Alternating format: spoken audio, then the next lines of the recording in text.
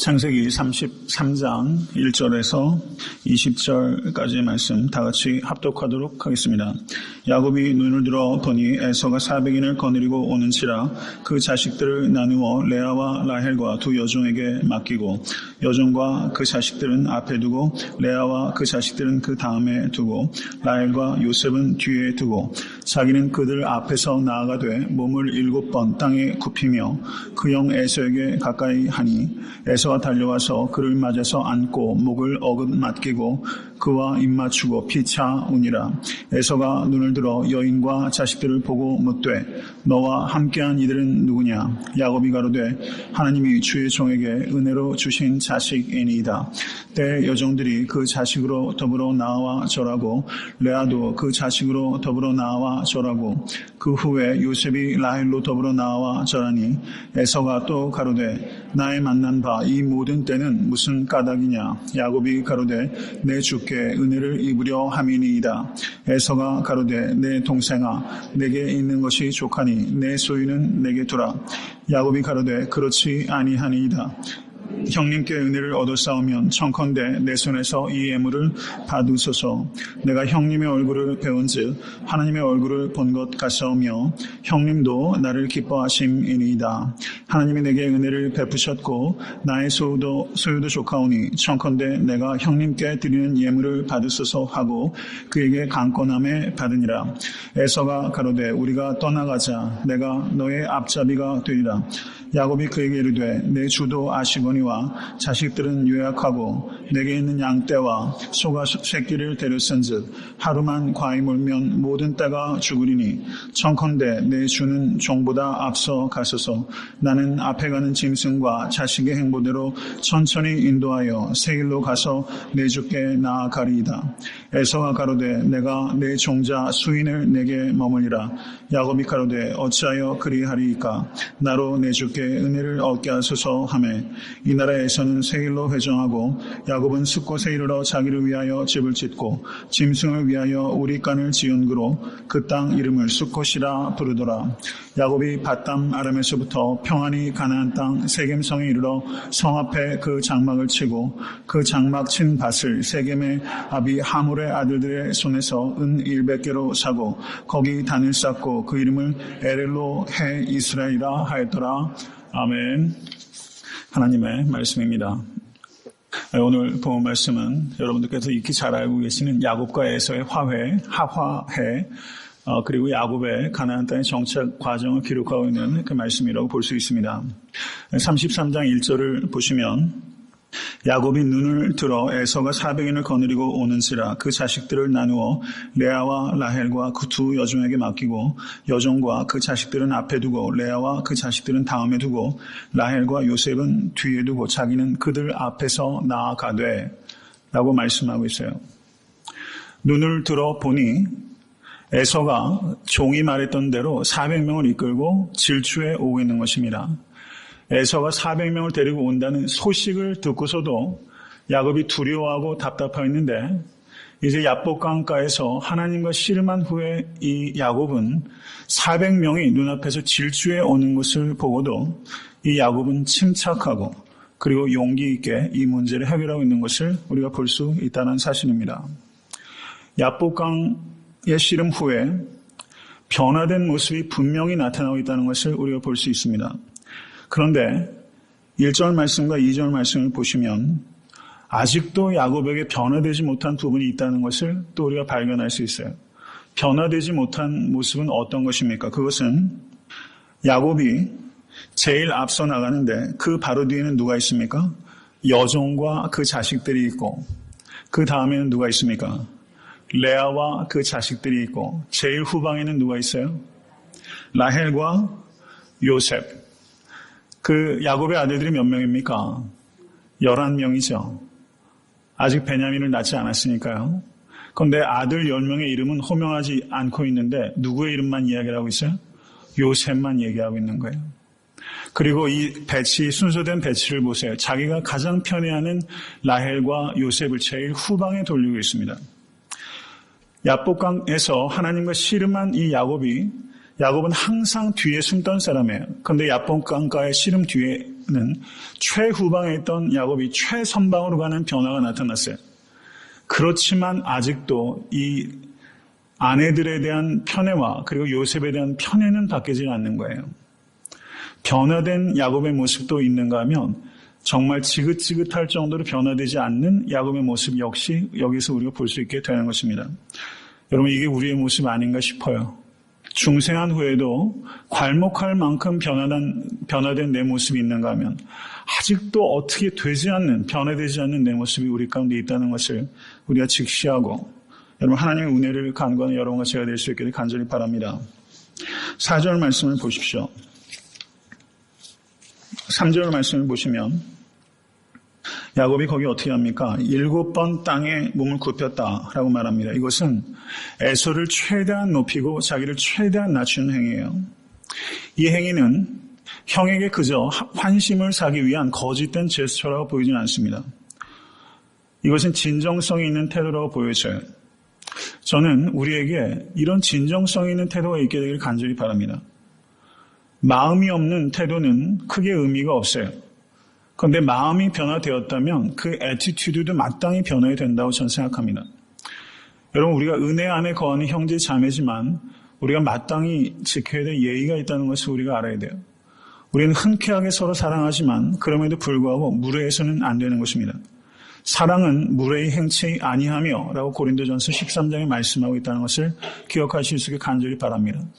사랑하게 되면 많은 사람들이 무례해져요. 그렇지 않습니까? 부부관계에서도 참 그런 것 같아요. 그런 거 우리 참 많이 경험하지 않습니까? 교회 내에서도 성도 간의 관계에 있어서 여러분, 시간이 가면 갈수록 여러분 사랑의 정도가 깊어질 수 있게 될 간절히 바랍니다. 그렇지만 사랑한 것 때문에 무례해지지 않을 수 있도록 항상 경계하는 여러분과 제가 될 수 있게 간절히 바랍니다. 4절을 보시면 에서가 달려와서 그를 맞아서 안고 목을 어긋맞기고 그와 입맞추고 피차 우니라 라는 말씀을 하고 있습니다.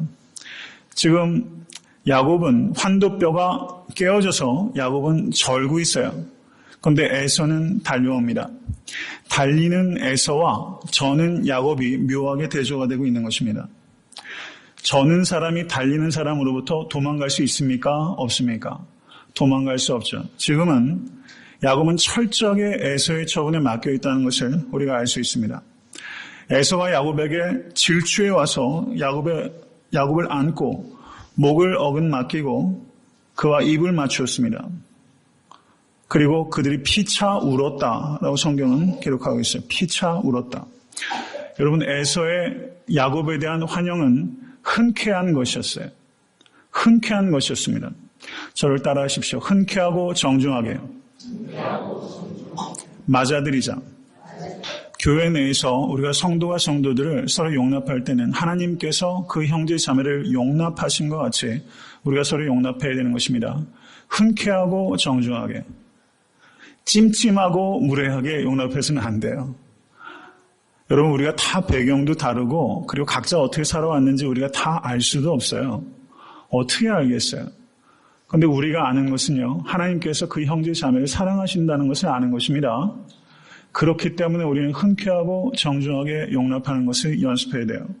결코 쉽지 않은 일이에요. 어떻게 보면 신앙생활에서 제일 어려운 부분이 이 부분이라고 생각할 수 있습니다. 여러분, 우리의 감정이 하고 싶지 않은 것을 믿음이 할 수 있도록 여러분 하나님께 의지할 수 있는 여러분과 제가 될 수 있기를 바랍니다. 인간에게 있어서 가장 진실한 언어는 피차 우는 언어예요. 눈물의 언어가 회복되어야 됩니다. 창세기 45장 14절을 보시면 자기 아우 베냐민의 목을 안고 우니 베냐민도 요셉의 목을 안고 우니라 라고 말하면서 거기에 또 다른 형제들의 눈물이 있어요. 창세기 46장 29절을 보셔도 요셉이 수레를 갖추고 고센으로 올라가서 아비 이스라엘을 맞으며 그에게 보이고 그 목을 어긋맞겨 안고 얼마 동안 울매 라고 말하면서 요셉과 야곱의 이 감동적인 회후의 장면이 기록되어 있어요. 사나이들의 진짜 진한 눈물이 여기 있는 겁니다. 그리고 신약 성경을 보시면 서로 목을 부둥켜 안고 우는 장면이 기록되어 있는 데가 있어요. 누가복음 15장입니다. 누가복음 15장을 보시면 돌아온 탕자를 아비가 맞을 때 어떻게 합니까? 15장 20절. 아직도 산거가 먼데 아버지가 저를 보고 치근히 여겨 달려가 목을 안고 입을 맞추니 라고 말하고 있어요. 거기에서도 누가 달려갑니까? 아버지가 달려갔어요. 치근히 여겨 목을 안고 입을 맞췄다라고 말하고 있는 것입니다. 여기에서 우리가 생각해야 되는 것은 입을 맞추는 행위는 단순하게 기쁜 감정을 표현하는 것 이상이라는 사실입니다. 이것은 용서의 의미가 거기에 담겨 있는 것이라는 것입니다.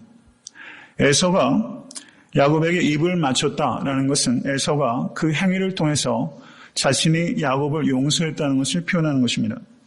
특별히 사무엘하 14장 33절을 보시면 왕이 압살롬을 부르니 저가 왕께 나아가 그 앞에서 얼굴을 땅에 대어 절하매 왕이 압살롬과 입을 맞추니라. 여기서 왕은 다윗 왕을 의미하는 것입니다. 이 압살롬이 그 형 암논을 죽이고 도피하였다가 다시 귀환하였는데 다윗이 한동안 그를 만나지 않다가 그를 부르고 그리고 다윗이 압살롬에게 입을 맞춤으로 내가 이제 너를 용서하였다라는 것을 표현하고 있다는 사실입니다. 오늘 제가 설교 말씀을 통해서 가장 주되게 여러분과 제가 생각하기 원하는 것은 도대체 에서가 왜 야곱을 이렇게 전폭적으로 용서하게 되었을까라는 것에 대한 질문이에요. 뒤에 이어지는 내용을 보면 이 에서의 성정이 상당히 시원시원한 호탕한 남자입니다. 요즘 젊은 사람들 하는 말로 무슨 남자라고 그러죠? 상남자. 저는 그 상남자 무슨 말인지 모르겠어요. 그게 무슨 상자입니까? 아세요? 모르면서 쓰는 말이에요, 그러면요? 아주 캐릭터가 아주 이렇게 남성적인 사람을 상남자 이러더라고요. 예, 저도 잘 모르지만 어쨌든 쓰겠습니다. 이 에서가 상남자예요. 아주 멋쟁입니다. 너 20년 전에 왜 그랬어? 묻지도 않아요. 그냥 달려가서 안고 입 맞추고 표현도 할 줄 아는 남자고요. 호탕하면서도 표현에 인색한 남자도 아니고 표현도 따뜻하다면 따뜻하다 얘기할 수 있는 남자예요. 그렇죠? 그리고 뒤에 보십시오. 에서가 가로되 12절 말씀 우리가 떠나가자 내가 너의 앞잡이가 되리라. 여러분 제가 굉장히 좋아하는 말이 있어요. 우리라는 말을 전 굉장히 좋아합니다. 우리란 말을 할 줄 아는 남자예요. 여기에는 책임이 있는 말이죠. 우리. 여러분 한국에 우리 교회라는 교회도 있지만요. 정말 이 우리란 말 너무 중요한 것입니다. 더불어라는 의식이 없으면 그리스도인이라고 하기가 어려워요. 여러분 우리라는 의식을 가질 수 있는 여러분과 제가 될 수 있게 간절히 바랍니다. 내가 너의 앞에 서겠다 라고 말하면서 그 길을 가이드하겠다고 이야기하는 사람이에요. 이 예서는 상당히 호탕한 사람이에요. 제가 드리는 말씀은 성격이 좋으면 이렇게 용서가 되는 것일까? 여러분 성격 좋다고 안 되는 일이 훨씬 많아요. 이건 성격 가지고 되는 일이 아닙니다. 어떻게 이러한 화해가 일어날 수 있었을까? 이것을 우리가 깊이 한번 생각해 보는 거예요. 여러분 한번 진지하게 한번 생각해 보십시다. 만약에 여러분들께서 에서의 입장에 서게 되었다면 과연 에서처럼 용서할 수 있었을까? 그리고 에서가 하는 방식대로 용서할 수 있었을까? 여러분 여기에 한번 우리를 한번 맞춰서 깊이 한번 생각해 보실 수 있게 되기를 바랍니다. 어떻게 이렇게 아름답고 그리고 갑작스러운 화해가 기적처럼 벌어질 수 있었을까? 그것은 야복강가에서 하나님과 씨름한 일이 있었기 때문입니다. 깨어진 관계가 회복되기 위해서 가장 중요한 것은 하나님과의 관계가 회복되어야 되는 것이라는 것을 우리는 본문의 문맥을 통해서 받아들여야만 되는 것입니다. 타인과의 관계가 변화되기를 원한다면 우리는 나와 하나님과의 관계가 변화되어야 된다는 것을 믿으실 수 있게 간절히 바랍니다. 여러분 제가 늘 하는 말씀이 있어요. 절 따라하십시오. 성령 충만은 관계 충만이다. 여러분 제일 어려운 게 관계잖아요. 제게도 제일 어려운 게 관계예요. 관계가 일시적으로 나빠지고 일시적으로 심각해질 수 있는데 여한 관계든 그것이 지속적으로 원수 맺는 것, 이것은 결코 그리스도인의 바른 태도 아니고 성숙한 그리스도인이라 할 수 없어요. 순간적으로 그리고 일시적으로 어느 정도의 기간 동안 관계가 심각한 위기를 겪을 수 있지만 그것을 고착시키고 더 악화시키고 하는 행위는 그것은 이유야 어쨌든 막론하고 그것은 결코 성숙한 태도로 볼 수는 없다는 것을 우리가 깊이 생각해야 됩니다.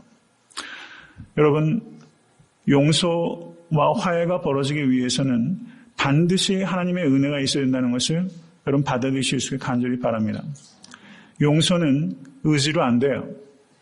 70번씩 7번이라고 용서하시는 주님의 말씀은 여러분 그것이 과장법입니까? 아니면 실제 그렇게 하라는 얘기입니까? 여러분 어느 쪽이라고 생각하세요? 그냥 과장하기 위해서 예수님께서 말도 안 되는 넘버를 이야기하셨다고 생각하십니까? 성경을 우리가 그렇게 읽기 시작하면 성경은 다 과장법이에요. 다 과장법이 돼요. 그렇게 되면 문제가 심각해지는 것입니다. 예수님께서 그 말씀을 우리에게 주신 그 의미를 깊이 생각할 수 있기를 간절히 바랍니다. 은혜에 의지해서 용서하고 화해할 수 있는 여러분과 제가 될 수 있게 간절히 바랍니다. 기독교의 윤리는 의지의 윤리가 아니라 은혜의 윤리입니다. 믿으십니까? 그 뒤에 이어지는 내용을 보세요. 에서가 야곱에게 이렇게 말합니다. 5절 말씀. 에서가 눈을 들어 여인과 자식들을 보고 묻되 너와 함께한 이들은 누구냐? 야곱이 가로되 하나님이 주의 종에게 은혜로 주신 자식이니이다. 하나님이 주의 종에게 은혜로 주신 자식이니이다. 여러분에게 주신 자녀들을 하나님께서 은혜로 주신 자식이라는 것을 진심으로 믿으시길 바라요. 진심으로 이걸 믿으면요, 여러분 자녀 교육이 달라질 것이고 자녀와의 관계가 회복될 것을 믿습니다. 하나님이 주의 종에게 은혜로 주신 자식이니이다. 그리고 그 뒤에 11절 말씀을 한번 보세요. 하나님이 내게 은혜를 베푸셨고 나의 소유도 조카오니, 이렇게 말씀하고 있습니다.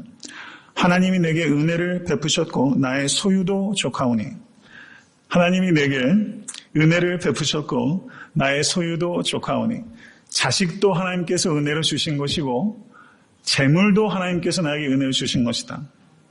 아멘? 하나님께서 은혜로 주신 거예요. 은혜로 주신 거예요. 여러분 정말 믿으실 수 있게 간절히 바랍니다. 나에게 주신 모든 소유도 하나님의 은혜고 나의 나됨도 하나님의 은혜예요. 야곱도 원망이 많던 사람이지 않습니까? 라반도 원망했고요. 그렇죠. 아침에 깨고 보니까 라헬이 아니라 레아였잖아요. 얼마나 원망이 됐겠어요. 그래서 낳은 자식들 야곱이 어떻습니까? 사랑스럽게 보이지 않았죠. 원망이었어요. 그런데 하나님이 주의 종에게 은혜로 주신 자식이니이다. 이렇게 말하고 있다는 것입니다. 여러분 똑같은 일이 벌어져도 이 사람은 하나님의 은혜라고 말하고 이 사람은 하나님께 원망을 해요. 똑같은 일에 대해서 반응이 달라요. 그리고 개인의 삶을 봐도 제 자신의 삶을 봐도 그래요. 어제는 똑같은 일이 그냥 원망이었어요.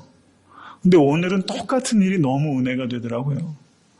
그게 삶인 것 같아요. 때때로 경제적인 어려움도 겪고 저도 공부할 때나 개척하면서도 디스크 때문에 어려움도 겪고 지금도 건강 문제 때문에 어려움도 겪지만 예전에는 어떤 문제가 그냥 원망할 때도 있었던 것 같아요. 근데 지나고 보면 똑같은 일이 또 은혜가 되더라고요. 여러분 너무 간단하게 생각하지 마십시오. 지금 나에게 닥치는 이 일이 이게 원망할 일이 아니라 원망할 일처럼 보이는 변장된 하나님의 축복이라는 것을 은혜의 눈으로 받아보실 수 있게 간절히 바랍니다. 감사하면 다 은혜예요. 예수 그리스도께서 십자가 위에서 나의 죄를 대속하여 주셨다. 라는 것이 나에게 정말 나의 삶 속에 나의 생각과 의지와 감정 속에 그것이 다 들어가 있으면 은혜 아닌 게 없습니다. 다 은혜예요. 다 은혜예요. 여러분 그것을 바라보실 수 있게 간절히 바랍니다. 사실상 우리가 엄밀하고 냉정하게 말하면 그리스도인에게는 어떤 일이라도 닥쳐도 그거는 다 은혜가 될 수 있습니다. 그 일 자체가 문제가 아니라 그것을 해석하는 내가 하나님의 은혜 안에 있느냐 있지 않느냐 그게 관건이에요. 믿으세요? 내가 하나님의 은혜 안에 있으면 여러분 다 나에게 닥치는 일이 의미가 있는 것이고 하나님께 감사할 일이 될 줄로 믿습니다. 여러분, 일본에 미즈노라는 시인이 있었습니다. 이 미즈노 씨는 수족을 전혀 움직이지 못하는 장애인이었습니다. 듣지도 못하고 말하지도 못하고 물론 글도 쓸 수 없습니다. 그런데 그가 의사를 표현하는 유일한 길이 있는데 눈을 반짝이는 것. 눈 좀 한번 반짝여 볼 수 있어요? 네, 눈을 반짝이면서 의사 표현을 한다는데 그게 무슨 말인 거 아니? 이 미즈노 씨가 시를 발표할 때 이 사람이 아무것도 쓸 수가 없지 않습니까? 그리고 몸을 전혀 움직이지 못하니까요. 그런데 그의 형수가 헌신적으로 이 미즈노 씨를 도와서 시를 쓸 수 있도록 했다는 것입니다. 그게 어떻게 되냐면 그 일본어 50자표를 걸어두고 막대기로 한 장씩 이렇게 짚어가게 되면 미즈노 씨가 쓰고 싶은 눈이 있으면 눈을 반짝거렸대요. 유난히 눈이 그때 빛을 발한다는 겁니다. 그러면 그 눈빛을 잃고 이 형수가 그 글자 하나하나를 종이에다 옮겨 놓고 하는 과정을 통해서 결국에 시가 되었다는 것입니다. 그렇게 시 한 수를 쓰기 위해서 이 미즈노 씨와 그 형수가 노력했던 이 노력은 각고의 노력입니다. 그런데 이러한 시들이 걸작이 되었고 그리고 그 시집이 베스트셀러가 되어서 NHK의 특집으로도 소개되었다는 거예요. 미즈노 씨의 시집에 고린도 후서 12장 9절 말씀, 내 은혜가 내게 족하도다 라는 말이 거기 있어요. 신실한 크리스천입니다. 여러분, 미즈노 씨의 삶을 한번 생각해 보게 되기를 바랍니다. 극단적인 예죠. 그런데 이분에게 하나님의 은혜가 아닌 것이 하나도 없어요. 하나님을 원망하고 원망해도 부족할 만한 상황 속에서 이 미즈노 씨는 내 은혜가 내게 족하도다 라는 바울에게 주셨던 하나님의 말씀을 시로 읊고 있다는 사실입니다. 여러분, 철학자 파스칼은 이런 말을 했습니다. 사람은 같은 사건에 대해서도 웃고 울기도 한다 라는 말을 했어요. 같은 사건에 대해서도 웃고 울기도 한다. 여러분, 우리의 자연 본성은 동일한 사건에 대해서 울 수 있어요. 근데 우리가 예수 그리스도 안에서 중생한 영혼은 같은 사건에 대해서 웃을 수 있는 사람입니다.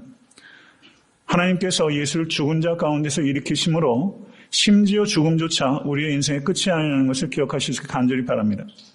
부활의 신앙을 다른 말로 표현한다면 그것은 역전의 신앙입니다. 예수 그리스도께서 부활하심으로 모든 일이 역전된 것입니다. 믿으세요? 항상 은혜 안에 거해야 될 이유가 우리에게 주어졌다는 것을 여러분 선포하실 수 있게 간절히 바랍니다. 그 뒤에 흥미로운 내용이 기록되어 있어요. 하나님이 주의 종에게 은혜로 주신 자식이니다 라고 말하는데 때 여종들이 그 자식으로 더불어 나와 절하고 레아와 그 자식으로 더불어 나와 절하고 여러분 이 순서를 보세요. 그리고 가장 사랑하는 요셉이 라헬로 더불어 나와 절하니 이때도 역시 요셉의 이름만 기록되어 있습니다. 그런데 여기에서 요셉이 라헬로 더불어 나와 절하니 했을 때 나와라는 단어가 히브리 말로 이 뜻이 야곱이 이 두 사람을 에스코트했다라는 뜻이 거기에 있는 거예요. They were brought 이렇게 되는 것입니다. 그들이 인도함을 받았어요. 여종들과 그 자식들은 에스코트 받지 않고 그들이 나갔어요. 레아와 그 자식들도 그들이 나갔어요. 그런데 야곱이 라헬과 요셉은 자기가 옆으로 가서 그들을 에스코트해서 형에게 소개하고 있다는 말이에요. 하나님이 주의 종에게 은혜로 주신 자녀이다. 여기에 야곱의 변화된 모습이 있다면 유독 라헬과 요셉만을 에스코트하는 그 모습에는 아직도 편애를 버리지 못한 이 야곱의 변화되지 못한 모습이 여기 보인다는 것을 우리가 보게 돼요. 여러분 오늘 저녁에 말씀을 통해서 여러분과 제가 깊이 생각할 수 있길 원하는 것은 내가 에스코트하는 라헬과 요셉이 있을 수 있다는 거예요. 내가 아직도 내려놓지 못하는 그 무엇, 내가 아직도 여러분 끌어안고 에스코트하는 그 무엇이 나에게 있다는 것을 여러분과 제가 깨달을 수 있길 간절히 바랍니다. 그래서 그것을 내려놓으실 수 있는 이 저녁 될 수 있길 간절히 바랍니다. 그 뒤에 이어지는 내용을 보십시오.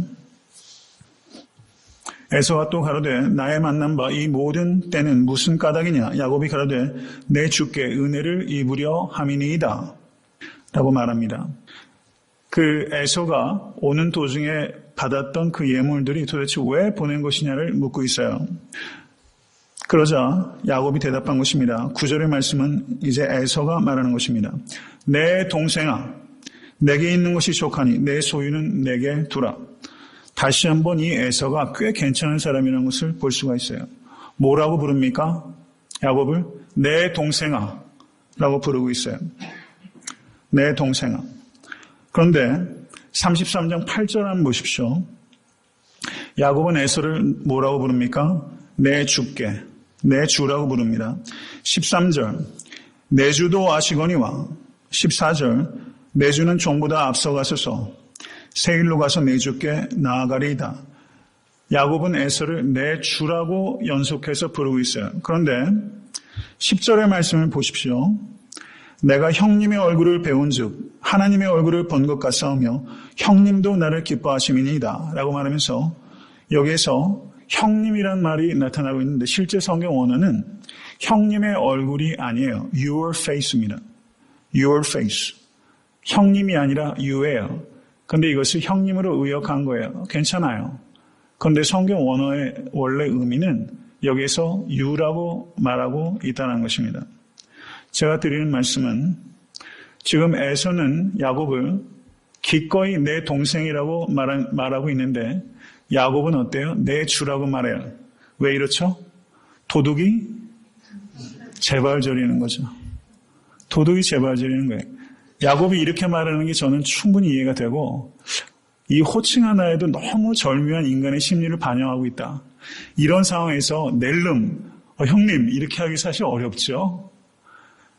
네, 내 주라고 말하면서 이렇게 말하고 있는 것을 보면서 저는 성경이 참 이 작은 세세한 부분에 있어서까지 이게 실제 일어난 상황이기 때문에 이렇게 쓸 수 있다. 저는 그렇게 봐요. 실제 일어난 상황이에요. 그리고 실제 사람의 심리 상태가 이런 거예요. 이렇게 반영하고 있다고 저는 봅니다. 저는 상당히 흥미롭게 이 부분을 봤습니다. 내 동생아 라고 말했어요. 이 말의 의미가 상당히 큽니다. 사도행전 9장 17절에서 19절을 보시면 거기에 그렇게 말합니다. 사도 바울이 다메섹으로 가서 다메섹의 기독교 공동체를 핍박하고자 했습니다. 그런데 가는 길에 부활의 주님을 만났어요. 그리고 부활의 주님께서 아나니아에게도 만나셔서 아나니아에게 바울에게 가서 안수하라고 말씀을 하세요. 아나니아가 바울에게 갑니다. 사도행전 9장 17절에서 19절 말씀. 아나니아가 떠나 그 집에 들어가서 그에게 안수하여 가로되 형제 사울아 주 곧 내가 오는 길에서 나타나시던 예수께서 나를 보내어 너로 다시 보게 하시고 성령으로 충만하게 하신다. 이렇게 말했어요. 아나니아가 바울을 뭐라고 말합니까? 형제 사울아, 내 동생아. 이 말과 저는 형제 사울아라는 말이 묘하게 겹친다고 봅니다. 여러분, 아나니아는 다메섹의 기독교 공동체의 수장이에요. 그리고 이 바울은 이미 그 예루살렘에서 기독교 공동체를 잔해하던 사람이고, 그리고 다메섹에 있는 기독교 공동체를 해체하기 위해서 오는 대적입니다. 그런데 이 아나니아가 그 사람 옆에 서서 뭐라고 말합니까? 형제 사울아라고 말하고 있어요. 사도행전 22장 12절에서 13절의 말씀을 한번 보시기 바랍니다. 사도행전 22장 12절 13절 다시 읽겠습니다. 율법에 의하면 경건한 사람으로 거기 사는 모든 유대인들에게 칭찬을 듣는 아나니아라 하는 이가 내게 와 곁에 서서 말하되 형제 사울아 다시 보라 하거늘 즉시 그를 쳐다보았노라. 여기에서 형제 사울아라는 이 호칭의 의미가 없다면 바울이 자신의 간증을 하면서 이 부분을 언급해야 될 이유가 없는 것이죠. 형제 사울아, 내 곁에 와서 서서 말하되 형제 사울아 라고 나에게 말했습니다. 그 말이 아직도 나에게 큰 충격과 여운을 주고 있습니다. 라고 사도 바울은 이 사건을, 이 호칭을 의미 있게 말하고 있다는 사실입니다.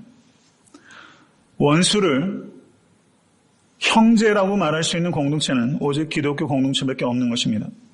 이것이 기독교 공동체의 정수요 능력이라는 것을 기억하시는 여러분과 제가 될 수 있게 간절히 바랍니다. 제가 좋아하는 성경학자 중에 윌리엄 바클레이라는 분이 있어요. 한국에 그분 책이 번역이 돼 있더라고요. 저는 몰랐어요. 그 책을 좀 읽어보시면 좋을 것 같아요. 윌리엄 바클레이의 주석은 상당히 좋은 책입니다. 거기에 보면 그분이 이런 이야기를 했어요. 기독교 역사에 잊혀진 영웅 중에 한 명으로 아나니아가 있습니다. 라고 말했어요. 사도행전 9장의 이 아나니아는 영웅이에요. 원수를 향해서 가서 그 곁에 서서 형제 사울아 라고 말할 수 있었다는 것입니다. 이것은 영웅적인 믿음의 행위입니다. 여러분, 바울에게는 2명의 스승이 있었어요. 바울이 회심한 것은 다메섹에서 부활하신 주님을 만났기 때문입니다. 그런데 바울에게 2번의 만남이 중요하게 작용한 것. 하나는 스데반입니다. 그리고 또 한 사람은 아나니아예요. 여러분, 스데반은 순교할 때 그 얼굴이 천사와 같았다고 말하고 있습니다. 그리고 사울은 눈이 장님이 되었는데 아나니아가 안수했을 때 눈을 떠서 본 사람이 누굽니까? 아나니아의 얼굴이에요. 사울에게는 이 2 사람의 얼굴이 있는 거예요. 스데반의 천사와 같은 얼굴과 그리고 형제를 나타낸 아나니아의 얼굴, 이 2 얼굴이 사도 바울에게 스승이 되었다는 것을 우리가 깊이 생각해야 됩니다. 여러분, 에서도 언약의 후손이 아닌 에서도 여러분 야곱을 맞으면서 흔쾌하게 내 동생아 라고 말할 정도였다면 여러분 예수 그리스도의 용서로 값없이 용서받은 우리가 형제를 향하여 그리스도 안에서 형제 자매를 향해서도 내 형제여 라고 말할 수 없다면 이것은 너무나 안타까운 일이 아닐 수 없습니다. 여러분 내 형제라고 말할 수 있는 여러분 애타한테 섬기는 교회가 될 수 있기를 위하여 기도하시고 여러분 자신을 쳐서 복종시킬 수 있는 여러분과 제가 될 수 있게 되길 간절히 바랍니다. 이거는 진짜 씨름이에요. 제게도 이것은 엄청 큰 씨름입니다. 제일 어려운 문제라고 저는 봐요. 그렇지만 여러분 우리는 저지로서 형제 자매를 보는 것이 아니라 예수 그리스도 안에서 형제 자매라고 보는 것입니다. 그리고 분명하게 어떤 부분에 있어서 권면하고 또 가리키고 책망하고 치료해야 될 부분들이 역시 형제 자매라는 테두리 안에서 온유함을 가지고 할 수 있어야만 된다는 것입니다. 에서가 그 뒤에 뭐라고 말합니까? 내게 있는 것이 족하니. 어떻게 에서가 이런 말을 다 하죠? 내게 있는 것이 족하니. 그리고 내 소유는 내게 두라. 야곱이 에서에게 보냈던 동물의 마리수가 몇 마리입니까? 580마리예요. 여러분 돈 많은 사람에게 돈 많이 갖다 주면 싫어합니까? 좋아합니까? 그런 실험을 할 수 없는 것을 심히 안타깝게 생각합니다. 네, 돈 많은 사람도 돈 싫다 하는 사람 없어요. 미국의 대부 하워드 휴즈라는 사람이 있는데 이 사람이 엄청난 갑부였습니다. 방송국, 헐리우드, 뮤지컬, 항공사 안 가진 게 없었어요. 그런데 이 사람에게 한 기자가 찾아와서 물었습니다. 사람이 행복해지려면 얼마나 돈을 벌어야 한다고 생각하십니까? 그러자 이 하워드 휴즈가 이런 말을 했어요. 무조건 지금보다 더 가져야 합니다. 무조건 지금보다 더 가져야 합니다. 이게 솔직한 우리의 마음일 거예요, 아마. 무조건 조금만 더 가져야 된다. 이거 평생 하다가 하나님께로 가면 이건 참 낭패스러운 일이에요. 무조건 더 가져야 된다. 보통 대개의 사람이 그래요. 제가 드린 말씀은 에서가 이 580마리면 이 얼마 돈으로 한 사람이 엄청난 거죠. 이거 거절을 진짜 하고 있잖아요. 제가 드리는 말씀은요.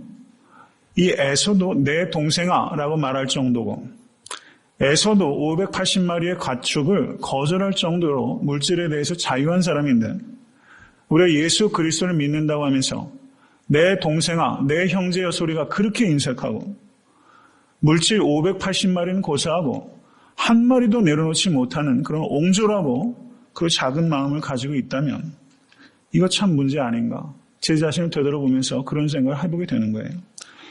여러분 예수 그리스도가 우리의 보배입니다. 믿으십니까? 우리가 주일에 헌금을 드리는 것은 하나님 이 돈이 보배가 아니라 주님이 보배이십니다. 라고 고백하는 거예요.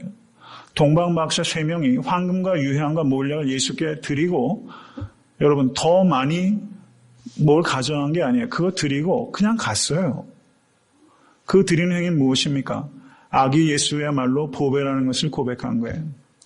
우리가 신앙생활을 한다는 건요, 이 세상에서 보배 삼은 거 주님 앞에 가져가고 그거 하나님 이제 더 보배 아니에요. 주님만이 보배이십니다라는 고백입니다. 여러분, 더 가지려고 하는 것 내려놓으실 수 있게 간절히 바랍니다. 더 베풀기 위해서 힘쓰십시다. 그러면 더 주세요. 하나님의 주재권은 여러분 신앙의 본질입니다. 그런데 하나님의 주재권을 우리가 개념적으로는 말하면서 물질의 주재권을 인정하지 않는다. 이거는 말이 안 되는 거예요. 여러분, 하나님께 주재권을 드린다는 것이 가장 분명하고 객관적으로 드러나는 것은 물질에 대하여 내가 주재권을 드리는가 하는 부분이에요. 이런 이야기가 듣기 쉬울 수 있다는 것을 저는 잘 압니다. 여러분, 작은 물질로 검소하게 사시고 모은 물질로 관대하게 사십시오. 여러분, 그게 행복의 비결입니다. 정말 거기에 행복이 있어요. 작은 물질로 검소하게, 모은 물질로 관대하게. 여러분, 이것이 여러분과 저의 그리고 에트한테 섬기는 교회의 모토가 될 수 있게 되길 간절히 바랍니다. 그 뒤에 이어지는 내용을 보시면 야곱이 강권해요. 그래서 제가 간략하게 말씀드립니다. 이 예물을 받으소서라고 강권합니다. 그러자 그 예물을 에서가 그때 마지못해서 받았어요. 여러분, 은혜라는 말을 그리스 말로 뭐라고 하는지 아시죠? 뭐죠? 카리스. 그런데 감사라는 말이 그리스 말로 유카리스예요. 유카리스. 유카리스티아. 이게 무슨 말인 거 아니? 유카리스티아. 은혜. 은혜가 카리스고 감사가 유카리스티아입니다.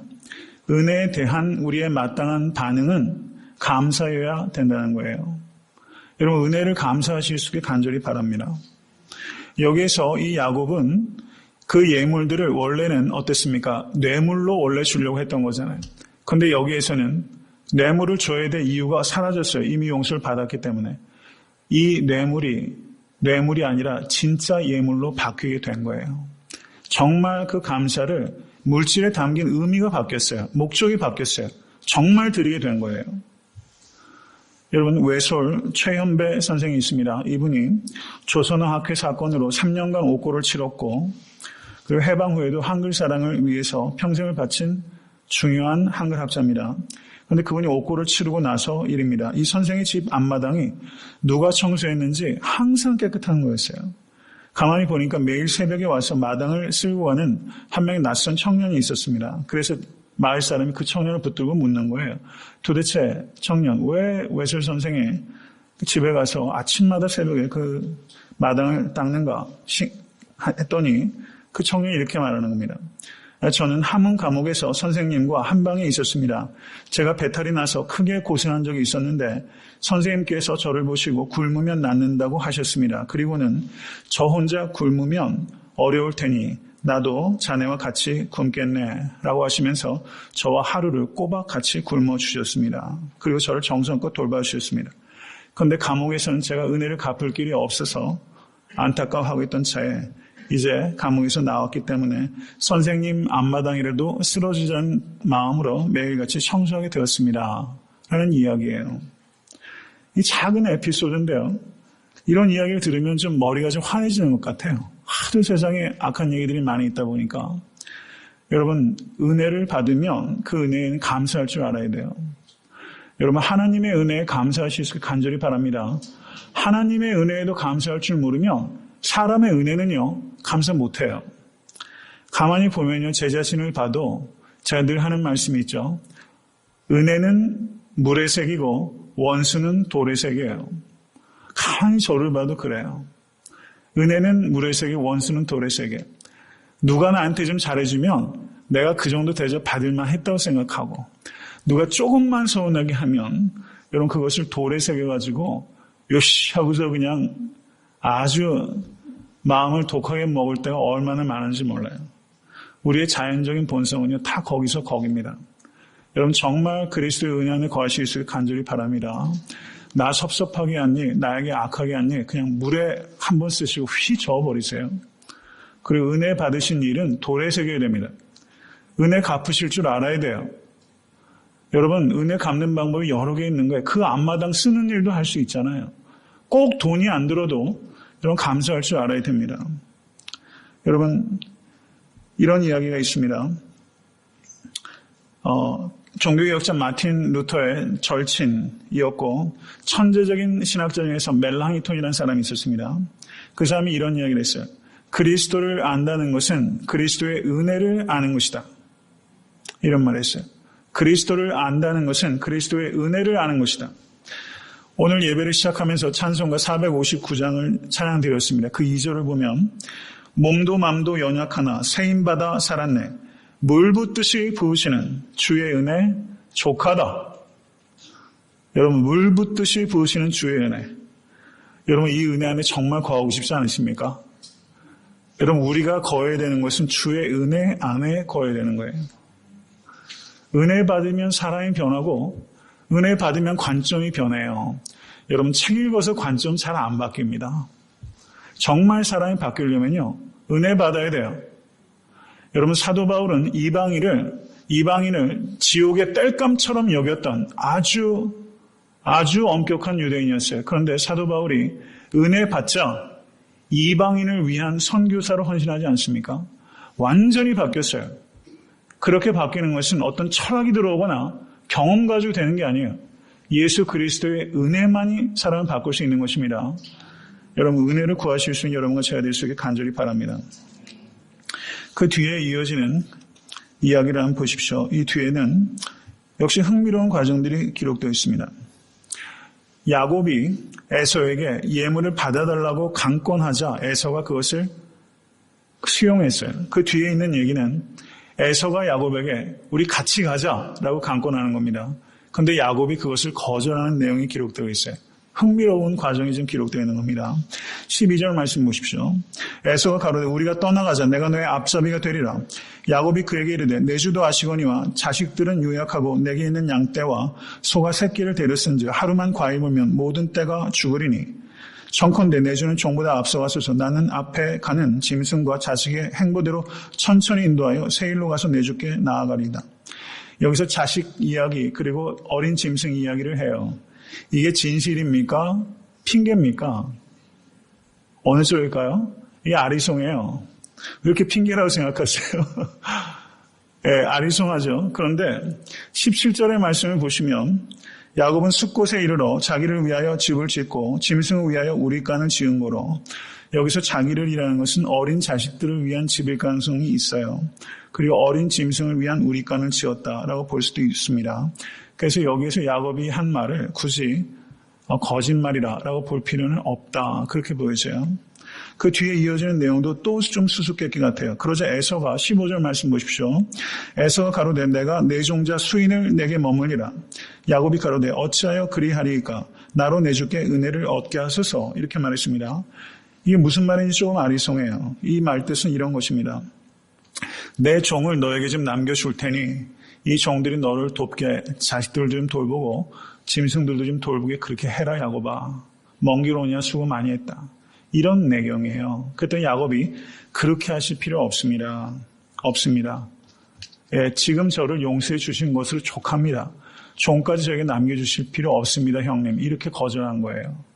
그러니까 지금 여기에서 에서가 배려하는 것은 상당히 배려를 잘해주는 거죠. 에서가 꽤 괜찮은 남자 아닙니까? 그런데 세일로 제가 뒤쫓아 가겠습니다 라고 했어요. 그런데 16절 보세요. 이날에 에서는 세일로 회정하고 야곱은 어디로 갔어요? 숫곳에 이르렀어요. 그리고 자기를 위하여 집을 짓고 짐승을 위하여 우리간을 지었어요. 그 다음에 어디로 가는지 보십시오. 야곱이 밧단 아람에서부터 평안히 세일이 아니라 어디로 가버렸어요? 가나안 땅 세겜으로 가버렸어요. 이 뻥친 거지 아닙니까? 이거 입만 열면 뻥입니까? 이게 도대체. 이게 좀 아리송하죠. 왜 세겜으로 가버린 거예요? 좋은 아이디어 있으면 한번 얘기 좀 해주세요. 아리송하지 않아요?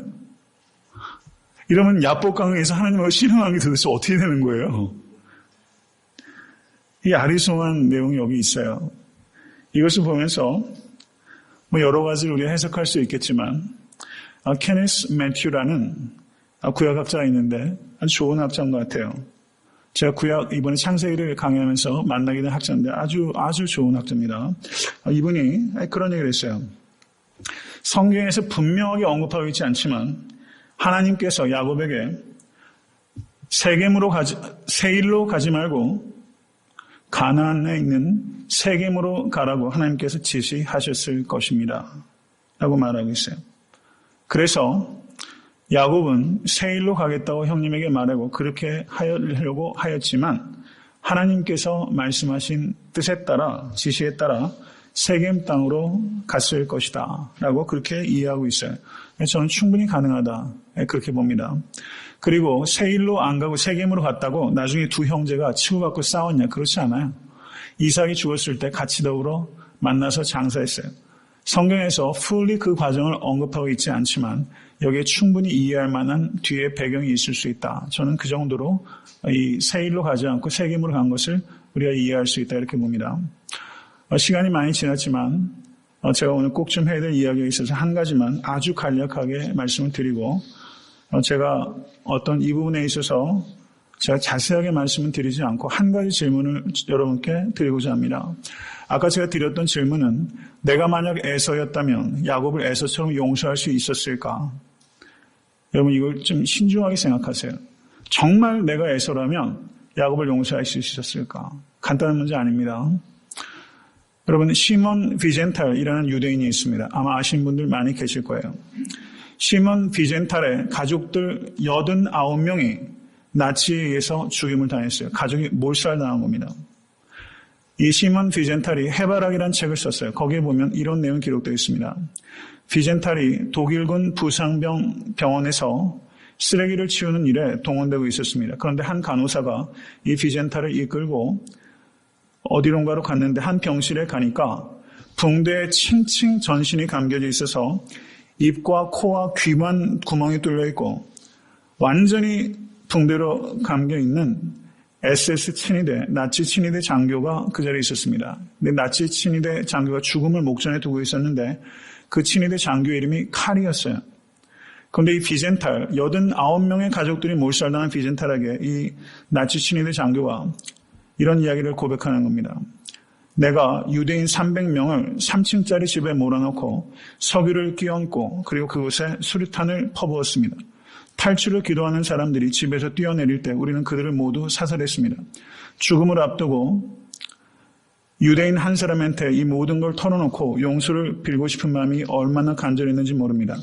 당신께 너무 심한 부탁이 되는 것을 압니다만 당신의 답변이 없으면 저는 편안히 죽을 수 없습니다.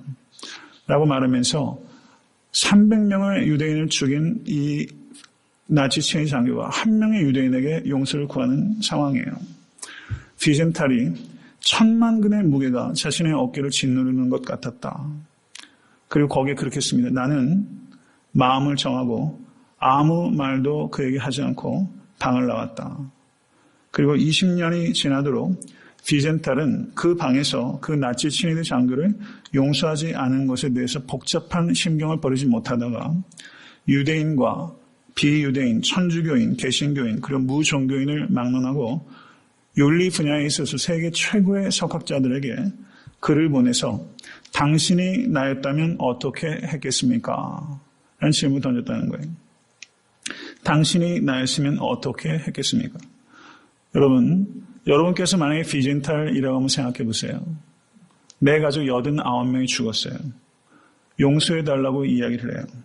그럼 나는 어떻게 하였겠는가? 여러분 이스라엘 비밀 정보국이 모사드라는 겁니다. 전 세계에서 아주 유명한 정보기관입니다. 이 모사드가 이 나치 전범들을 지금도 추적해요. 근데 아르헨티나로 전범들이 많이 도망가지 않았습니까? 아르헨티나에서 아돌프 아히히만이라는 독일군 그 살인마가 잡히게 됩니다. 그때 비젠탈이 뭐라고 말했냐면 용서합시다. 그러나 잊지는 맙시다. 라고 유대인에게 말했어요. 용서합시다. 그러나 잊지는 맙시다. 유대인들의 반응이 어땠겠어요? 비젠탈로 모든 화살이 쏟아지죠.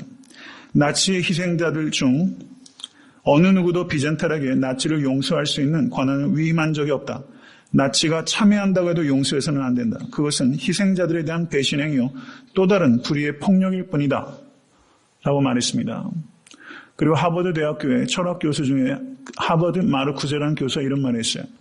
신나게 죽이고 고문하다 때가 되면 간단히 잘못을 빌어 용서받는 것은 있을 수도 없고 있어서도 안 되는 일이다. 저는 여러분의 질문을 드리고 마치고자 합니다. 비젠탈의 질문, 당신이 나였다면 어떻게 하겠습니까? 라는 질문을 저는 이렇게 바꿔내야 된다고 믿습니다. 만약에 예수님이시라면 나치 친위대 장교가 용서를 구했을 때 어떻게 하셨을까요? 저는 이것에 대해서 우리가 성급한 대답을 하는 것은 오히려 문제의 무게를 가볍게 하는 것이라고 생각해요. 저는 이것에 대해서 대답하지 않고 고민할 수 있게 되길 바랍니다. 만약에 예수님이시라면 그런 상황에서 어떻게 하셨을까? 여러분, 그리스도인은 항상 질문을 이렇게 바꿔내야 돼요. 내가 누군가의 관계 속에서 어려움을 겪고 있다면 여러분, 만약에 예수님께서 이런 상황에 닥치고 계시다면 예수님께서는 어떻게 하시겠는가? 여러분, 용서의 행위는 의지의 행위가 아니라 믿음의 행위입니다. 믿음이란 예수 그리스도의 삶의 방식을 내가 따라간다는 것을 동의한다는 것을 의미하는 거예요. 여러분, 신앙생활하는 거 참 어렵습니다. 그렇지만 가장 귀한 것이라는 걸 생각하시고 혹시 내 마음속에 용서가 도저히 안 되는 누군가가 있다면 오늘 저녁에 여러분 그것을 가지고 씨름할 수 있는 저녁 될 수 있게 되길 주님을 간절히 축원합니다.